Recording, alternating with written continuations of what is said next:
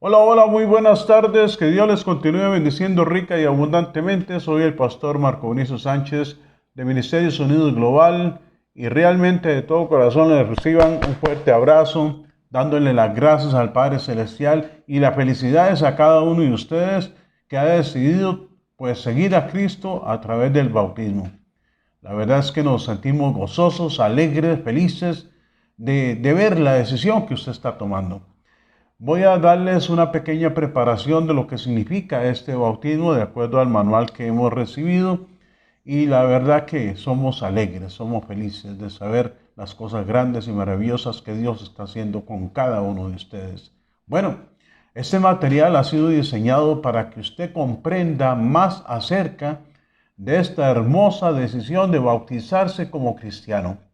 Jesucristo mismo fue bautizado por Juan el Bautista, a pesar de que él no tenía en ningún momento por qué bautizarse, pero era parte del protocolo, era parte de las cosas que tenía que cumplirse. Y así nos ha dejado un gran ejemplo. ¿Dónde encontramos eso, Pastor Marco? En Lucas capítulo 3, versículo del 21 al 22. Un día en que todos acudían a Juan para que los bautizara, Jesús fue bautizado también. Y mientras oraba, se abrió el cielo, y el Espíritu Santo bajó sobre él en forma de paloma. Entonces se oyó una voz del cielo que decía: Tú eres mi Hijo amado, estoy muy complacido contigo. Ahora, ¿por qué debo bautizarme? Los primeros creyentes lo hicieron. Ellos se bautizaron. Cuando nosotros vemos en Hechos 2:38 que dice que arrepiéntase y bautícese cada uno de ustedes en el nombre de Jesucristo para perdón de sus pecados, les contestó Pedro, y recibirán el don del Espíritu Santo. Así pues, los que recibieron su mensaje fueron bautizados y aquel día se unieron a la iglesia unos 3,000 personas. Hechos 2:41. Los hermanos de Samaria también, pero cuando creyeron a Felipe, que les anunciaba las buenas nuevas del reino de Dios y el nombre de Jesucristo, tanto hombres como mujeres se bautizaron. Eso lo encontramos en Hechos 8:12. ¿Qué otro ejemplo tenemos también de la iglesia primitiva? El eunuco. Permítame un segundo. El eunuco, mientras iban por el camino, llegaron a un lugar donde había agua y dijo el eunuco: Mire usted, aquí hay agua. ¿Qué impide que yo sea bautizado? Entonces mandó parar el carro y ambos bajaron al agua y Felipe lo bautizó. Eso lo encontramos en Hechos 8, versículos 36 y 38. Pablo, sí, el Pablo, el famoso Saulo de Tarso. Al instante cayó de los ojos de Saulo aquello como escamas y recobró la vista, se levantó y ¿qué? Y fue bautizado. También lo encontramos con respecto a lo que sucedió con el guarda en Hechos 16:33. También hay otro ejemplo en los Corintios, en el libro de los Corintios, en la epístola de los Corintios, capítulo 18, 8 del libro de los Hechos. ¿Qué encontramos también? Tenemos que hacernos tres preguntas, mis queridos hermanas y hermanas en Cristo Jesús. A veces existen dudas sobre si estoy listo para bautizarme y los primeros cristianos también lo tuvieron, aquella preocupación, aquella duda, si realmente estoy preparado para hacerlo. Ahora, ¿cuál es la primera pregunta? ¿Qué debo hacer? Cuando oyeron esto, todos se sintieron profundamente conmovidos y le dijeron a Pedro y a los otros apóstoles: Hermanos, ¿qué debemos hacer? Arrepiéntase y bautícese cada uno de ustedes en el nombre de Jesucristo para perdón de sus pecados, le contestó Pedro, y recibirán el don del Espíritu Santo.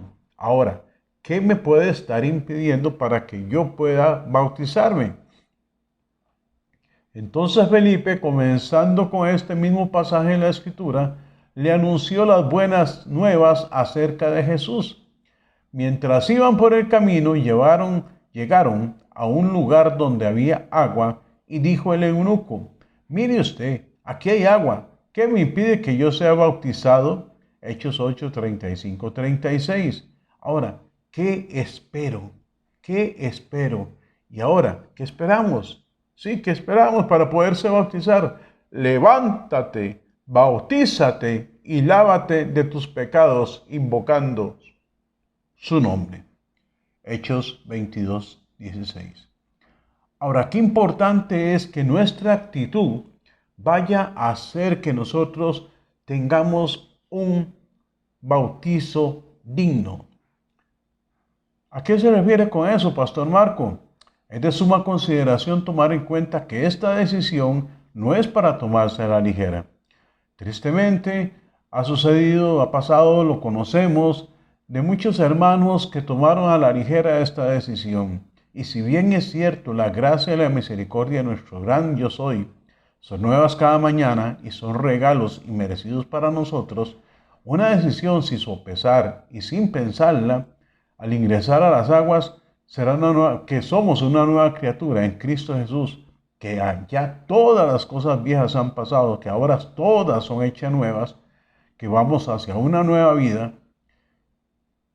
Si no se ha sopesado, si no se ha pensado esa decisión, es peligroso que recaigamos en el pecado, o en el enfriamiento, o en la desilusión como cristianos que somos. Ahora, si entiendo el designio del bautismo, ayudará a que al avance de un hermoso camino hacia una vida llena de la presencia de Dios, y esto nos va a generar un temor santo hacia Él para cuidar nuestra salvación. Todo tiene su costo. Sí, todo tiene su costo. Por eso es provechoso comprender el significado del bautismo y asegurarnos que estoy dispuesto a darle a Dios lo que me está pidiendo. Miremos la invitación de Cristo. En Lucas 14, 25, 30. Grandes multitudes seguían a Jesús y Él se volvió y les dijo: si alguno viene a mí y no sacrifica el amor a su padre y a su madre, y a su esposa y a sus hijos, a sus hermanos y a sus hermanas, y aún su propia vida, no puede ser mi discípulo. Y el que no carga su cruz y me sigue, no puede ser mi discípulo. Supongamos que alguno de ustedes quiere construir una torre. ¿Acaso no se sienta primero a calcular el costo para ver si tiene suficiente dinero para terminarla? Y si echa los cimientos no puede terminarla porque todos lo ven, comenzaron a burlarse de él y dirán: este hombre ya no pudo terminar lo que comenzó a construir. El significado del bautismo. ¿Qué es el bautismo? El bautismo simboliza tres cosas. La primera, que hemos sido revestidos con Cristo. Gálatas 3:27. Esto hace referencia a la presencia de Cristo y una nueva identidad en Él. Número 2, sepultarnos y resucitarnos en vida nueva.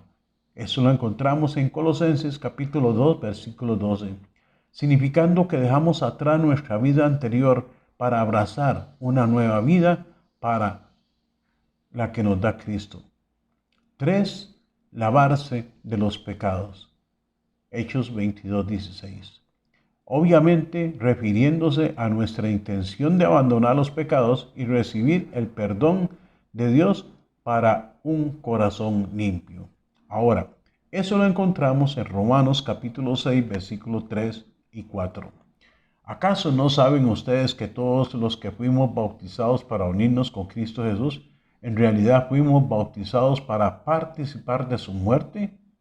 Por tanto, mediante el bautismo fuimos sepultados con Él en su muerte, a fin de que, así como Cristo resucitó por el poder del Padre, también nosotros llevemos una vida nueva. ¡Gloria a Dios! Se lo vuelvo a repetir, Romanos 6, 3, 4, capítulo 6, versículos 3 y 4.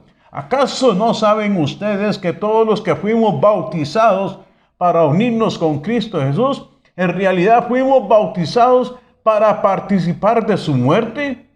Por tanto, mediante el bautismo fuimos sepultados con Él en su muerte, a fin de que, así como Cristo resucitó por el poder del Padre, también nosotros llevemos una vida nueva. Gloria al Padre Celestial. Ahora, ¿cuál es esa decisión y a qué me lleva esta decisión de bautizarme? Que es una confesión pública. Aunque el arrepentimiento y la fe en Dios son personales, Dios pide que confesemos públicamente que Jesucristo es nuestro Señor. Si confesamos con tu boca, si confiesas con tu boca que Jesús es el Señor y crees en tu corazón que Dios lo levantó de entre los muertos, serás salvo. Romanos 10:9. El bautismo es una continuación de esta confesión pública y por medio de ella se hace manifiesto su decisión personal de seguir a Cristo. Dos compromisos. Primero que todo, el compromiso que usted obtiene a partir de que se bautiza, lo primero es con Dios y lo segundo, con la iglesia de Cristo.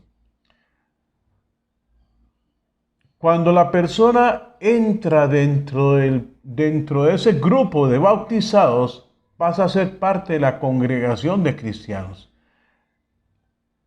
La primera, como les mencionaba, con Dios, y la segunda con la iglesia. Hechos capítulo 2, versículo 41 dice: así pues, los que recibieron su mensaje fueron bautizados, y aquel día se unieron a la iglesia unas 3,000 personas. Celebrando una nueva vida, celebrando una nueva vida, celebrando una nueva vida. ¿Qué encontramos ahí? Tenemos que reconocer realmente tres cosas que nosotros éramos. El bautismo celebra la conversión del pecador en un momento de decisión. El concepto de siempre haber sido una persona buena es totalmente erróneo para el que se bautiza. Los apóstoles afirman que todos andamos mal y por eso Cristo murió por nosotros en aquel madero. Lo que ahora soy es muy diferente de lo que antes era, sí, pero hay que arrepentirse. Ahora, ¿qué éramos? Éramos incapaces de salvarnos a nosotros mismos. ¿Por qué? Porque la única forma de salvarnos es a través de Jesucristo, cuando Él murió por todos aquellos malvados. Romanos capítulo 6, versículo 6. Capítulo 5, versículo 6. Ahora, también, ¿éramos qué? Éramos pecadores, pero Dios demuestra su amor por nosotros en esto, en que todavía éramos pecadores, mas sin embargo, Cristo murió por nosotros. Éramos enemigos de Dios. Sí, hermanos y hermanas, éramos enemigos de Dios. ¿Por qué? Porque sí, cuando éramos enemigos de Dios, fuimos reconciliados con Él mediante la muerte de su Hijo. ¿Cuánta más razón, habiendo sido reconciliados, seremos salvados por su vida? Romanos capítulo 5, versículo 10. Ahora, el contraste que tiene la vida. El bautismo celebra la nueva vida que recibimos al arrepentirnos y recibir a Jesús en el corazón. Miremos algunos textos que describen este gran cambio en la vida. Capítulo 2, segunda de Corintios, capítulo 5, versículo 17. Por lo tanto, si alguno está en Cristo, es una nueva criatura. Lo viejo ha pasado, ha llegado lo nuevo, ya lo nuevo. Eso es para que comparemos nosotros un antes y el ahora. En otro tiempo ustedes estaban muertos en sus transgresiones y pecados, en los cuales andaban conforme a los poderes de este mundo. Se conducían según... Permítame un segundito, se me movió aquí el mouse. Okay. En otro tiempo ustedes estaban muertos en sus transgresiones y pecados, en los cuales andaban conforme a los poderes de este mundo. Se conducían según el que gobierna las tinieblas, según el espíritu que ahora ejerce su poder en los que viven en la desobediencia. En ese sentido, pero en ese tiempo también todos nosotros vivíamos como ellos, impulsados por nuestros deseos pecaminosos, siguiendo nuestra propia voluntad y nuestros propósitos. Como los demás, éramos por naturaleza objeto de la ira de Dios. Pero Dios, gloria a Dios, pero Dios, que es rico en misericordia, por su gran amor por nosotros, nos dio vida con Cristo, aun cuando estábamos muertos en pecados. Por gracia ustedes han sido salvados, y en unión con Cristo Jesús, Dios nos resucitó y nos hizo sentar con Él en las regiones celestiales. Efesios capítulo 2, versículo del 1 al 6. Ahora, ahí mismo en Efesios también encontramos en el capítulo 2, solo que el versículo 12 y 13, dice: recuerde que en ese entonces ustedes estaban separados de Cristo, excluidos de la ciudadanía de Israel y a los ajenos a los pactos de la promesa, sin esperanza y sin Dios en el mundo. Pero ahora en Cristo Jesús, a ustedes que antes estaban lejos, Dios los ha acercado mediante la sangre de Cristo. Efesios 5:8. Porque ustedes antes eran oscuridad, pero ahora son luz en el Señor. Vivan como hijos de luz. En Efesios capítulo 4, 22 al 24. Vivan como hijos de luz con respecto a la vida que antes llevaban. Se les enseñó que debían quitarse el ropaje de la vieja naturaleza, la cual estaba corrompida por los deseos engañosos. Ser renovados en la actitud de su mente y ponerse el ropaje de una nueva naturaleza creada a imagen de Dios en verdadera justicia y santidad. Permítame abrir un paréntesis. ¿Qué sucedió cuando regresó el hijo pródigo? ¿Qué sucedió cuando el hijo pródigo, el padre lo ve allá al puro final, al puro fondo, aquella tarde hermosa, pero más hermoso lo que ese padre estaba experimentando? ¿Y qué fue lo que mandó él hacer?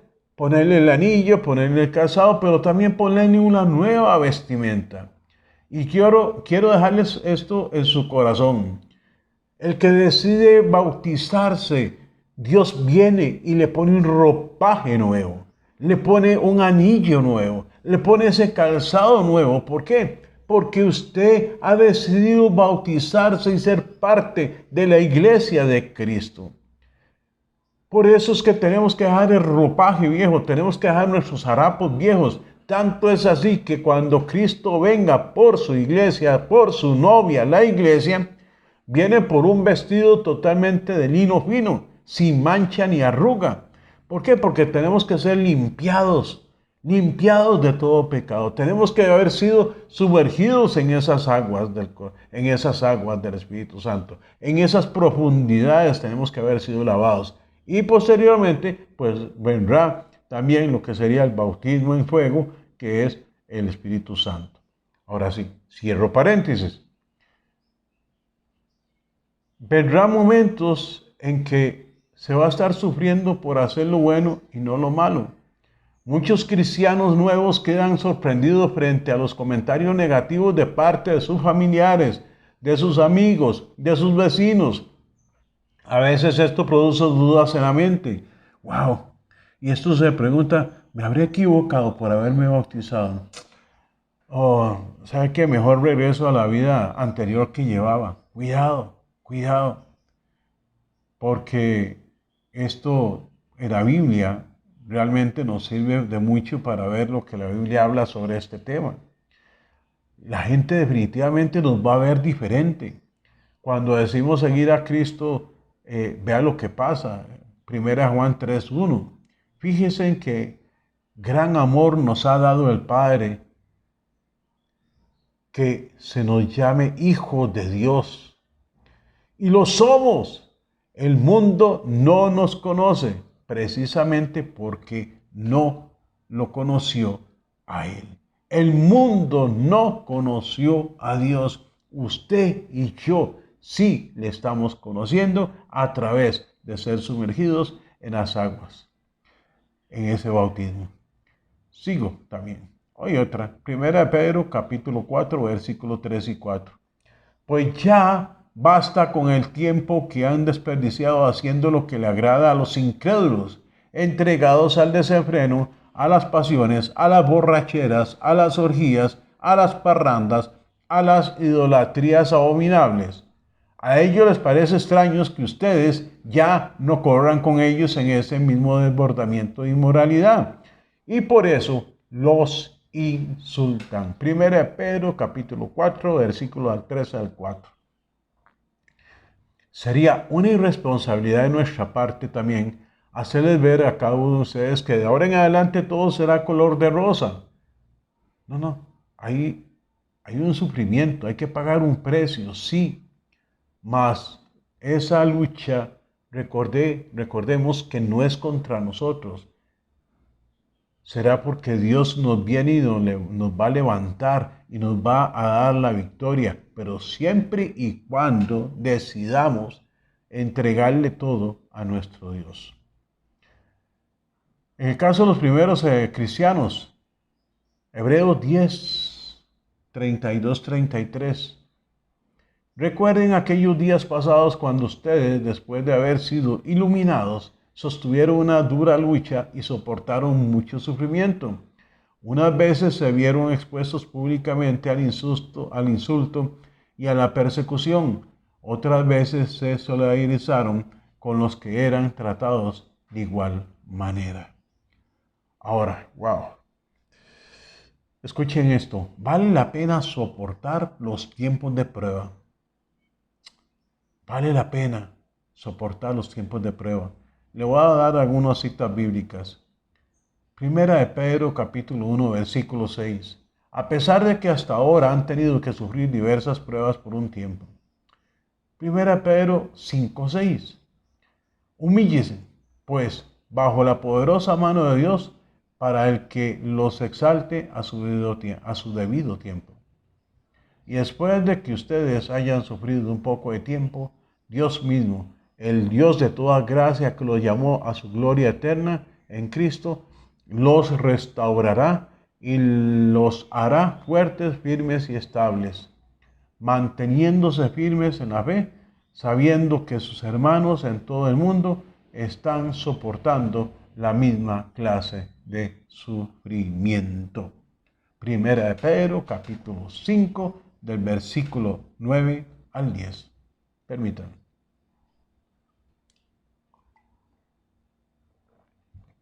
Algo muy importante. ¡Ánimo! No siempre existirá esa lucha. Hechos 2:47.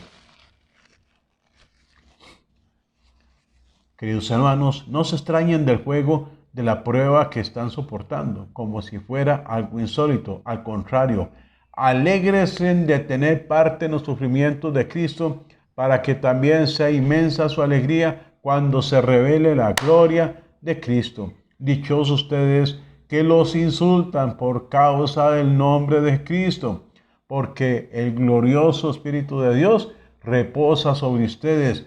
Que ninguno tenga que sufrir por asesinato, ladrón o delincuente, ni siquiera por entrometido. Pero si alguien sufre por ser cristiano, que no se avergüence, sino que alabe a Dios por llevar el nombre de Cristo. ¡Ey! Ahí viene el pandereta, ahí viene la luyita. ¿Qué importa? Mira, ahí viene el Santulón. Que digan lo que digan. Los incrédulos, los del mundo, los mundanos no entienden lo que significa enamorarse de Cristo, ser una nueva criatura en Cristo Jesús. No lo entienden y no lo van a entender. ¿Por qué? Porque en el plano natural ellos no entienden lo que es espiritual. Ahora, sí hay que ser muy claro en algo. Cuando usted decide meterse en las aguas del Cordero, en esas aguas del Espíritu Santo, tenemos que ser muy claros, dejando atrás el pecado. Mi comportamiento definitivamente importa. Debemos de estar adornando el Evangelio. Tito, capítulo 2, versículo del 1 al 10. Ahora, el impacto que tiene mi compromiso, de acuerdo a 2 Corintios 3, 18. Cuando Dios transforma nuestra vida, el cambio real, y nos convertimos en ejemplos de Cristo, es inválida la excusa, todos pecamos, para seguir con nuestro mal comportamiento. El que se bautiza debe reconocer que ha emprendido una vida de ser transformado a la imagen de Cristo.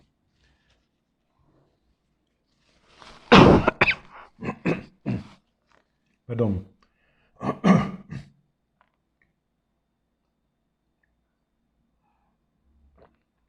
El efecto de mi vida,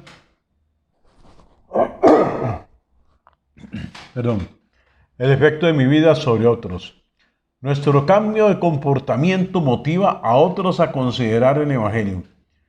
Vuelvo a lo mismo. Segunda Tito, capítulo 2, versículo 1 al 10. Habla de cuán importante es nuestro comportamiento con el efecto que tiene sobre las personas no cristianas. Mire estas frases para que se encuentren en el pasaje de Tito 2:10, del 1 al 10, para que no se hable mal de la palabra de Dios. No, eso está en el versículo 5. No podrán decir nada malo de nosotros, versículo 8. Para que todos hagan honor a la enseñanza de Dios nuestro Salvador, versículo 10. Ahora, nos insta el Evangelio, nos insta los apóstoles, nos insta Jesús, nos insta el Espíritu Santo a que nosotros tenemos que ser imitadores y vivir como Cristo. ¿Cómo se comportan los verdaderos cristianos? La respuesta a esta pregunta es muy importante y no es difícil. Los verdaderos cristianos imitan el comportamiento de Cristo. Aprendan de mí, pues yo soy apacible y humilde de corazón. Mateo 11:29.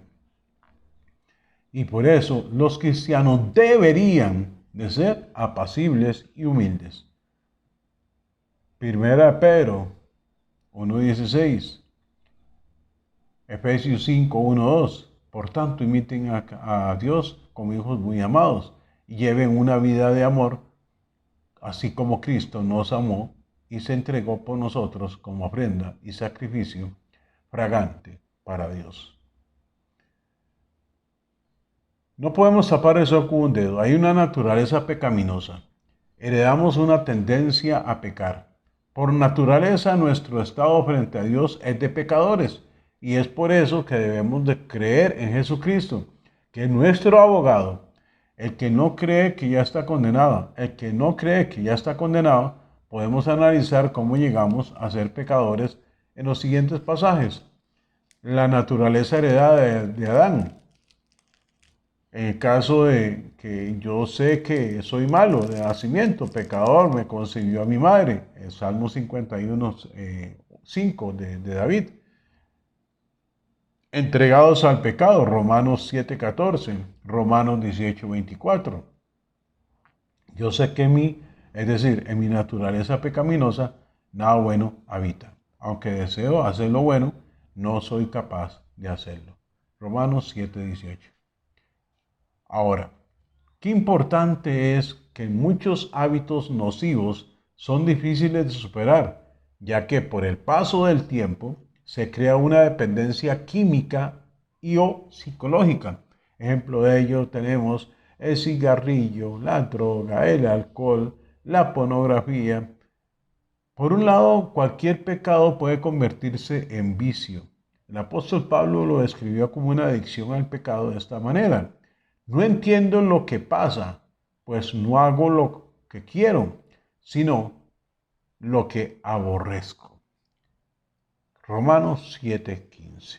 Ahora, qué importante es que usted y yo tengamos la oportunidad de reconocer qué clase de pecados hay. Aparte de los vicios, existen muchas clases de pecados y lo podemos encontrar en una lista enorme de pecados en la Biblia. Mas voy a tratar de hacerlo un poquito más condensado. Podemos buscar Romanos 1:29 al 31, podemos buscar 1 Corintios 6, versículo del 9 al 10, podemos buscar Colosenses capítulo 3, versículo 5, y ahí mismo en Colosenses también, capítulo 3, versículo 8 y 9, Gálatas 5, 19 al 21, y también Apocalipsis 21, 8.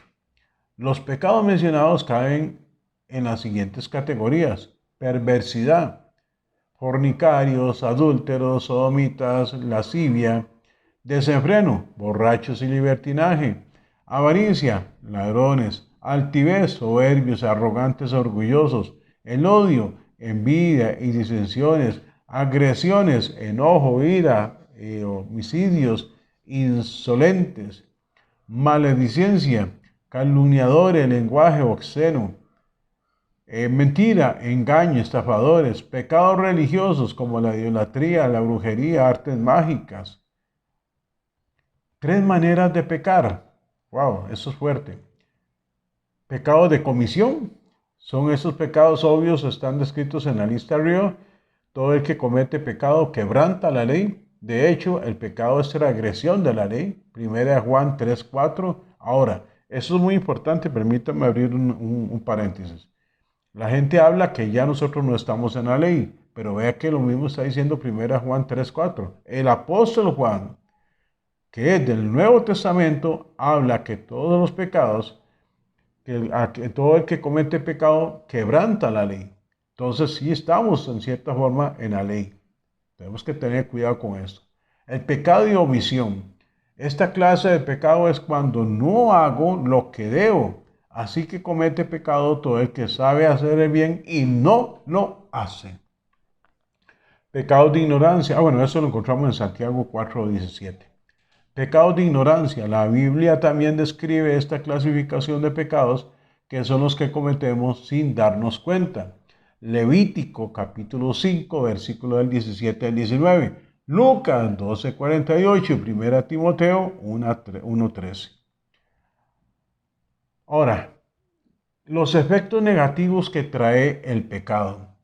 Sembrando pecado. Sí, la Biblia emplea la ilustración de sembrar y cosechar para explicar los efectos dañinos del pecado sobre nuestra vida y la de nuestras familias y sociedad. Aquí abro un paréntesis. Cuando se da un pecado, hay una repercusión a nivel generacional de iniquidad, hasta tercera, cuarta, quinta generación. Por eso es muy importante lograr identificar aquellas iniquidades, aquellos pecados, para nosotros poder pedir perdón al Señor, ser liberados, ser limpiados y poder externar con gozo y alegría que nueva criatura somos nosotros en Cristo Jesús. La Biblia emplea la ilustración, dice, para explicar los efectos dañinos del pecado sobre nuestra vida y nuestras familias y sociedad. No se engañen, de Dios nadie se burla, cada uno cosecha lo que siembra. Gálatas capítulo 6, versículo 7.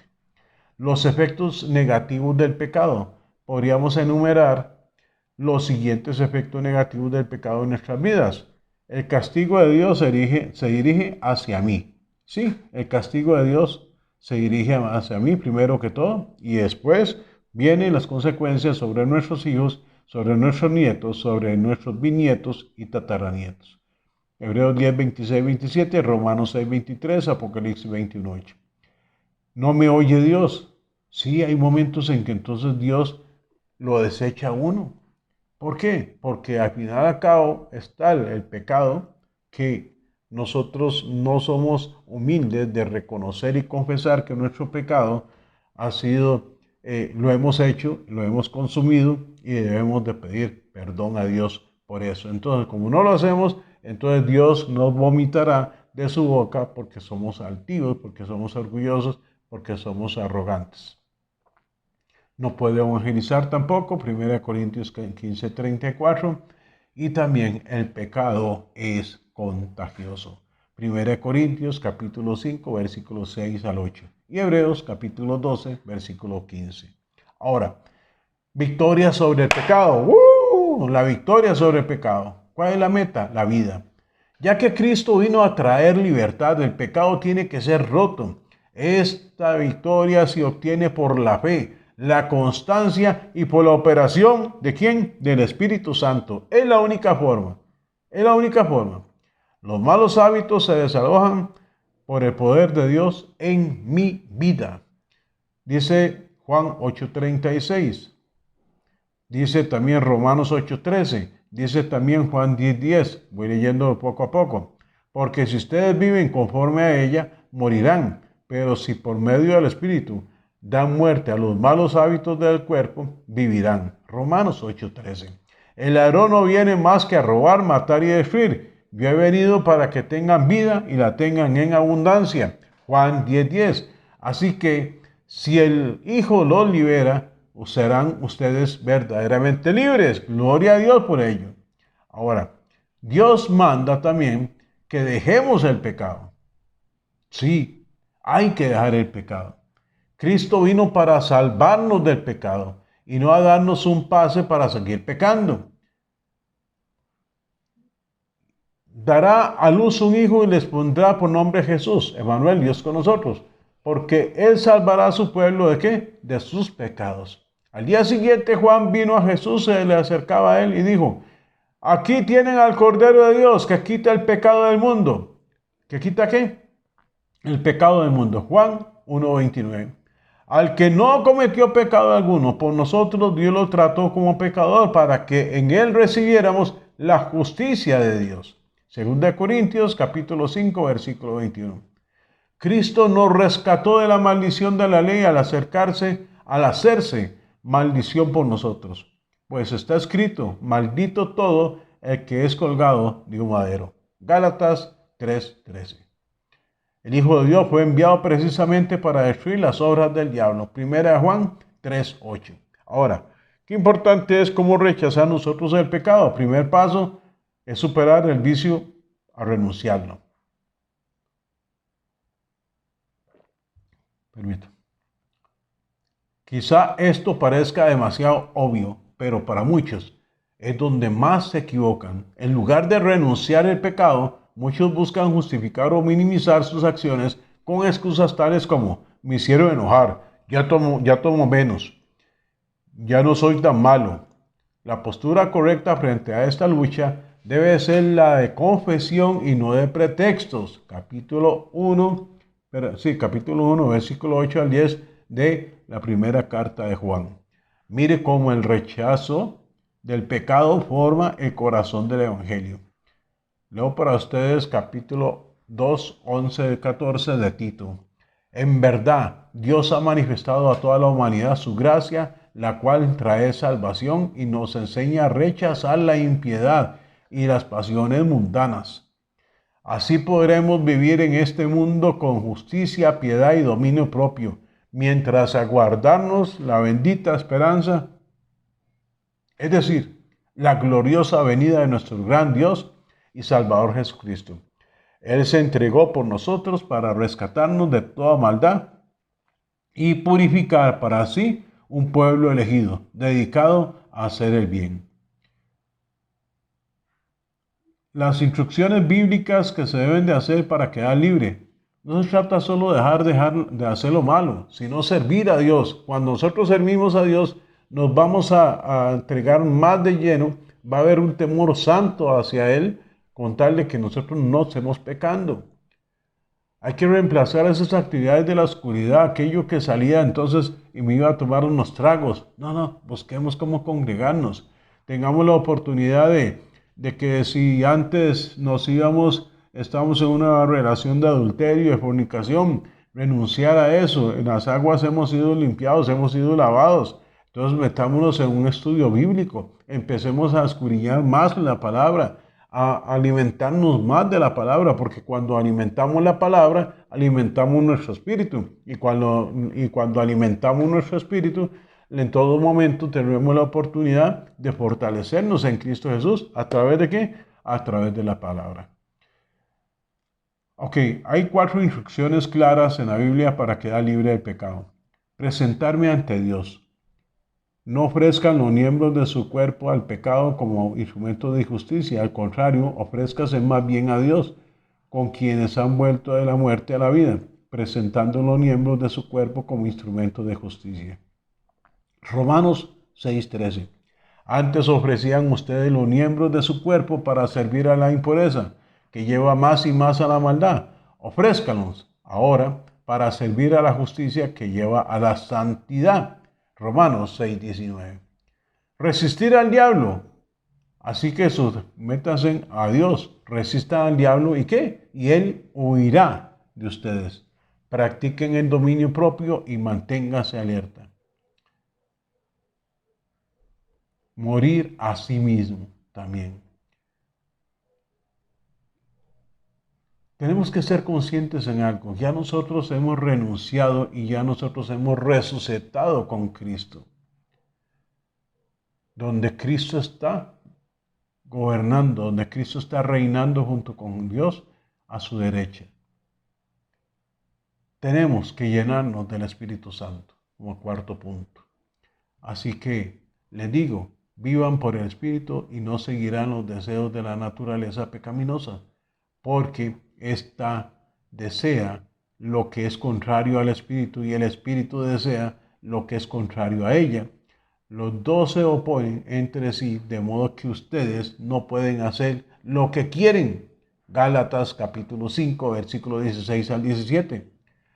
Los que viven conforme a la naturaleza pecaminosa fijan la mente en los deseos de tal naturaleza. En cambio, los que viven conforme al Espíritu fijan la mente en los deseos del Espíritu. Romanos 8:5. Ahora, tenemos que confesar nuestro pecado. Cuando nosotros vemos varios versículos que hablan, quien encubre su pecado jamás prospera, quien lo confiesa y lo deja, haya perdón. Proverbios 28:13. Por eso confiésense unos a otros sus pecados y oren unos por otros para que sean sanados. La oración eficaz de justo es poderosa. Santiago 5:16. Ahora, nosotros no tenemos por qué defendernos. Dios nos pide confesión y que dejemos de defendernos delante de las personas. Él se compromete a sostenernos. Mire cómo. Por lo tanto, ya no hay ninguna condenación para los que están unidos a Cristo Jesús. Romanos 8:1. Mis queridos hijos, les escribo estas cosas para que no pequen. Pero si alguno peca, tenemos ante el Padre a un intercesor, a Jesucristo, el justo. Primera Juan, capítulo 1, Primera Juan, capítulo 2, versículo 1. Ahora, nuevamente, eso es como un eco a lo que hemos estado hablando. Debemos de dejar de practicar el pecado. Antes de conocer a Cristo hacíamos planes para pecar. Lo pensábamos, maquinábamos durante la noche y la madrugada para poder ir a concretar, para poder ir a consumir el pecado al día siguiente. Llámese una relación extramatrimonial, llámese una relación de fornicación, llámese un asalto, llámese un robo, un hurto, o simple y sencillamente decidí hacer algo impropio. Ahora planeamos no pecar. Esa es la diferencia entre practicar el pecado y practicar la justicia de Dios. Si yo durante la madrugada pensaba en la maldad de todo lo que podía hacer, pues ahora ya no necesito llenarme con esa maldad, sino más bien meterme de lleno en lo que es el estudio de la bendita palabra del Señor. Entonces yo vengo y agarro y digo, sí Señor, voy a estar escudriñando tu palabra, voy a estar hablando sobre lo que significa. En este caso está Daniel, todo lo que más ahora que está pasando tantas cosas en Oriente Medio, pues qué importante sería meternos de lleno a estudiar. No meternos en el YouTube, ni en Facebook, ni esas cosas, no. Tenemos un gran maestro en Ministerio Sonido Global, que es el apóstol Rafael Ramírez, y ahí podemos alimentarnos de mucha palabra. Entonces, dice, mire este pasaje que habla sobre la práctica del pecado. Queridos hijos, que nadie los engañe. El que practica la justicia es justo, así como Él es justo. El que practica el pecado es del diablo, porque el diablo ha estado pecando desde el principio. El Hijo de Dios fue enviado precisamente ¿para qué? Para destruir las obras del diablo. Ninguno que haya nacido de Dios practica el pecado, porque la semilla de Dios permanece en él. No puede practicar el pecado porque ha nacido de Dios. Así distinguimos entre los hijos de Dios y los hijos del diablo. El que no practica la justicia no es hijo de Dios, ni tampoco lo que es él que no ama a su hermano. Primera Juan, capítulo 3, versículo del 7 al 10. Qué importante es, vuelvo a lo mismo, que es la confesión de pecado. Primera de Juan, capítulo 8, perdón, Primera de Juan, capítulo 1, versículo 8, dice, si afirmamos que no tenemos pecado, nos engañamos a nosotros mismos y no tenemos la verdad. Si confesamos nuestros pecados, Dios, que es fiel y justo, nos lo perdonará y nos limpiará de toda maldad. Si afirmamos que no hemos pecado, lo hacemos pasar por mentiroso y su palabra no habita en nosotros. Primera de Juan, capítulo 2, versículo 1. Mis queridos hijos, les escribo estas cosas para que no pequen, pero si alguno peca, tenemos ante el Padre a un intercesor, a Jesucristo, el justo, es decir, nuestro abogado. Él es el sacrificio del perdón de nuestros pecados, y no solo por los nuestros, sino por los de todo el mundo. Ahora, qué importante es que nosotros mantengamos, una vez que hemos entrado en el bautismo, que mantengamos una buena reputación. Sí, es importante que nosotros nos metamos de lleno en esa reputación que Dios nos manda, que debemos de nosotros tener. Una buena reputación ante nuestra familia, una buena reputación ante la congregación, una buena reputación delante de la sociedad, porque nosotros tenemos que ser cartas leídas. La moralidad y mi estado civil. El área de la sexualidad es muy importante para Dios y Él desea que vivamos de manera respetuosa. De hecho, una relación matrimonial correcta debe reflejar el amor entre Cristo y los cristianos. Efesios capítulo 5, versículos del 31 y 32. En nuestra sociedad existe mucha disfunción en la familia y a veces los cristianos nuevos se enfrentan a realidades complejas en sus matrimonios. Cuando está dentro de las posibilidades de arreglar cuestiones irregulares de su estado civil, es importante hacerlo. Si es necesario, se recomienda que usted hable con su pareja y con su pastor para considerar la manera más conveniente de corregir complicaciones en su relación conyugal, matrimonial, o si está en una situación de unión libre, pues es importante hablarlo con el pastor correspondiente. Dice 1 Tesalonicenses capítulo 4, versículo del 3 al 5. Leo para ustedes. La voluntad de Dios es que sean santificados, que se aparten de la inmoralidad sexual, cada uno aprenda a controlar su propio cuerpo de una manera santa y honrosa, sin dejarse llevar por los malos deseos como hacen los paganos, que no conocen a Dios. Hebreos 13:4.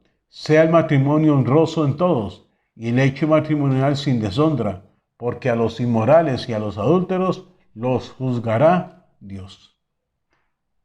Ahora, cuando usted y yo decidimos meternos en las aguas del Cordero, meternos en esas aguas profundas del Espíritu Santo, tenemos que tener disciplina, una disciplina clara. Si usted se levanta todos los días a las 6 de la mañana para bañarse, para ducharse, es muy importante que usted tenga una disciplina también de honra a Dios. ¿Qué debo de hacer? Primero, la lectura de la Biblia.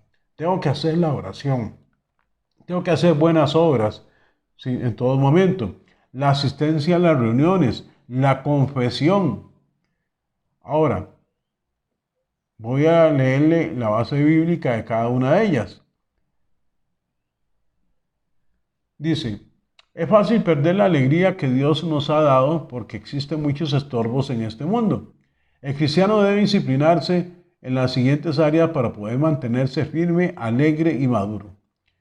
La lectura de la Biblia, Romanos 10:17. Así que la fe viene como resultado de oír el mensaje y el mensaje que se oye es la palabra de Cristo. La oración. Oren en el Espíritu en todo momento con peticiones y ruego. Manténganse alerta y perseveren en oración por todos los santos. Efesios 6:18. Ustedes, en cambio, queridos hermanos, manténganse en el amor de Dios, edificando sobre la base de su santísima fe y orando en el Espíritu Santo, mientras esperan que nuestro Señor Jesucristo, en su misericordia, les conceda vida eterna. Judas, capítulo 1, versículo 20 al 21.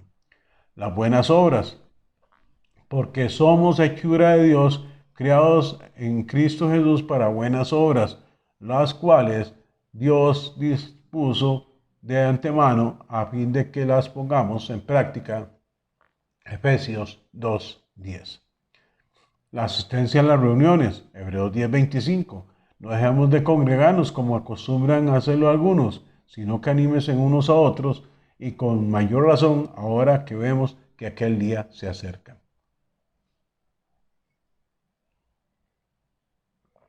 La confesión, ya lo vimos anteriormente, en la primera de Juan, capítulo 1, del versículo 5 al 10. Nosotros tenemos que confesar nuestros pecados, tenemos que arrepentirnos de todo corazón. Dios no puede ser burlado. Y yo tengo que presentarme ante Dios y decirle: Dios, hoy tuve la oportunidad de cometer este pecado, ese pecado, ese pecado, ese pecado. Y en realidad yo sé que he sido lavado con la sangre del Cordero. Yo sé que esa sangre redimida en aquel madero me está permitiendo ser lavado de todo pecado. Que mi pecado carmesí sea en todo momento limpiado y que quede como el algodón. Me comprometo a no volver a cometer dicho pecado. Y como ya he sido metido en las aguas, pues lógicamente tendré la oportunidad de ser lavado por esas aguas, pero ser lavado también con esa sangre de cordero. ¿Ok? Viviendo por el Espíritu. Así que les digo, vivan por el Espíritu y no seguirán los deseos de la naturaleza pecaminosa, porque ésta desea lo que es contrario al Espíritu y el Espíritu desea lo que es contrario a ella. Las dos se oponen entre sí, de modo que ustedes no pueden hacer lo que quieren. Gálatas capítulo 5, versículo 16 al 17. Dice Gálatas 5:25. Si el Espíritu nos da vida, andemos guiados por el Espíritu. Entonces, ¿por qué? Porque el Espíritu es el que nos da la vida. Y dice claramente que la paga del pecado es la muerte, mas la dádiva de tener vida y vida eterna es exactamente por eso, por habernos guardado, por habernos santificado para el Padre Celestial. Mi compromiso con el cuerpo pastoral, mi compromiso con la congregación, mi compromiso con la sociedad, es que si bien es cierto, soy una persona indispensable en el reino de los cielos, nosotros somos parte de ese cuerpo de Cristo. 1 Corintios capítulo 12, versículo 22, del 12 al 22. Ahora, mi compromiso y mi actitud hacia los pastores y hacia la congregación donde estoy actualmente. Para Ministerios Unidos Global es de suma importancia el respeto mutuo entre hermanos. Es nuestra forma de pensar que todos somos importantes y valiosos en el reino de nuestro Dios, y el papel y el ministerio que cada uno ejerce será gratificante para nuestro Dios y que todos seamos iguales. Mas en el ejercicio y la hora de desarrollar no da pie para el maltrato, menos al desprecio o la indiferencia hacia el cuerpo pastoral, ministerial y liderazgo o entre los mismos congregantes. Dice Efesios 4:3, esfuércese por mantener la unidad del Espíritu mediante el vínculo de la paz. Esfuércese por mantener la unidad del Espíritu mediante el vínculo de la paz. Efesios capítulo 4, versículo 3. Ahora, mi participación en la Iglesia de Cristo. Cuando uno se bautiza, no solo se trata de su relación personal con Dios, sino con la familia de los que creemos en Cristo. El que se bautiza está ofreciendo su vida para servirle a Dios y debe tener una actitud de los primeros creyentes cuando dijeron: ¿qué debemos hacer? Hechos 2:37. Cada uno, es cierto que cada uno rinde cuentas a Dios, pero también cada uno debe comprometerse con el llamado y el ministerio que Dios, o que sea usted escogido por Dios para hacer la buena obra. Así que cada uno de nosotros tendrá que dar cuentas de sí a Dios. Romanos 14:12. Por lo tanto, esforcémonos para promover todo lo que conduzca a la paz y a la mutua edificación. Romanos 14:19. El modelo de una congregación no es que unos hagan todo el trabajo, sino que cada uno esté trabajando para el avance de todos. Miremos estos textos que llevan la frase cada uno. A cada uno se les da una manifestación especial del Espíritu para el bien de los demás. 1 Corintios 12:7. Todo esto lo hace un mismo y único Espíritu, quien reparte a cada uno según lo determina. En realidad, Dios colocó cada miembro del cuerpo como mejor le pareció. 1 Corintios 12:18. Pero a cada uno de nosotros se nos ha dado gracia en la medida que Cristo ha repartido los dones. Efesios 4:7. Cada uno ponga al servicio de los demás el don que haya recibido, administrándolo fielmente la gracia de Dios en sus diversas formas. Primera de Pedro 4:10. Ahora, ¿qué es importante con respecto a esto? Vean lo que tengo por acá. Y lo voy a hacer como ejemplo. Esto lo dio la gente de escuela dominical, ahora el domingo, el Día del Padre. ¿Ok? Vea lo precioso, los detalles que ellos tomaron para el Día del Padre. Incluso viene aquí una galleta que no voy a publicitar, un confite, no sé cómo llaman a esto también. Y por ahí andan unas moneditas que incluso son de chocolate. Aquí hubo un trabajo en equipo. Aquí hubo gente trabajando. Hace unos días también tuve la oportunidad de compartir con ustedes lo que está sucediendo a nivel de lo que está pasando con la bendición de este cántaro que sigue ahí, sigue y sigue y sigue fluyendo el aceite. Y ese aceite lo compartimos el domingo con otras hermanas y hermanos de la congregación. ¿Por qué? Porque la promesa es que el aceite no escaseará. Eso es parte de nuestro compromiso con la congregación. Es parte del compromiso con los demás pastores. Es parte del compromiso con el liderazgo. Es parte del compromiso con todos. Con todos. ¿Para qué? Para que a través de este bautismo usted y yo tengamos la oportunidad, tengamos la bendición de ser parte de este cuerpo de Cristo. ¿Somos la religión verdadera? No, no somos la religión verdadera. Aunque somos verdaderamente seguidores de Cristo, sabemos que somos un grupo entre muchos por lo largo de los siglos, con o sin nombre, que hemos creído en el Evangelio. Estar buscando la religión verdadera es una confusión innecesaria, ya que en el Salvador Jesucristo, quien nos rescata de nuestros pecados, no una religión o secta, no concordamos con las sectas y religiones que creen ser la religión verdadera. Nosotros no nos predicamos a nosotros mismos, sino a Jesucristo como Señor. Nosotros no somos más que servidores de ustedes por causa de Jesús, dice 2 Corintios capítulo 4, versículo 5. Ahora, algo que no vamos a cambiar por nada, ni para nada es, no debemos cambiar el fundamento. La Escritura forma nuestra única base de toda doctrina, ya que toda Escritura ha sido producida en sus varias partes bajo dirección directa de Dios. Las Escrituras nos encaminan hacia la salvación en Cristo y a una vida de unión a Cristo por el Espíritu Santo. Eso es parte de nuestro fundamento. Eso es parte de lo que Dios hace a través de que nosotros nos metamos como pilares, como parte del cuerpo de Cristo.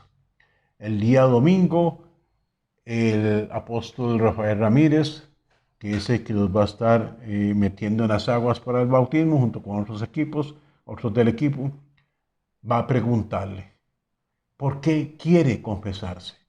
Perdón, ¿por qué quiere bautizarse? ¿Qué le va a responder usted? ¿Qué le va a responder usted? ¿Por qué ha tomado la decisión de bautizarse?